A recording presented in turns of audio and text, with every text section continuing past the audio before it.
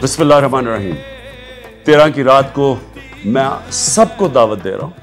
Gaddafi stadium के अंदर जो हॉकी स्टेडियम है, मैं आज सबको दावत दे रहा हूँ कि आपने आना है।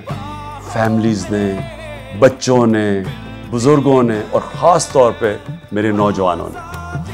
क्यों आना है आपने? क्योंकि हमने अपनी 75वीं सालगिरह को सेलिब्रेट भी करना है, जश्न भी बनाना है। उसके साथ साथ मैंने आपको अपने हकीकी आज़ादी के सफ़र पे लेके जाना है। उसके हम आखिरी मरहलों में पहुंच गए हैं। वो मुल्क जो ला इलाहा इल्लल्लाह के नारे पे बना था, हमने कैसे उसको वो मुल्क बनाना है जो स्वाया अल्लाह के किसी के सामने नहीं झुकता।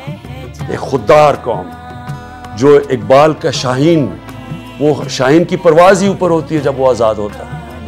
इसके लिए मैंने आप सबको दावत देनी है और आपने सब ने मेरे साथ शिरकत करनी है और इंशाल्लाह जश्न भी बनाएंगे और तय करेंगे कि हमने अपने जिस नज़रिए पे पाकिस्तान बना था उस नज़रिए पे पहुंचना कैसे। पाकिस्तान जिंदाबाद।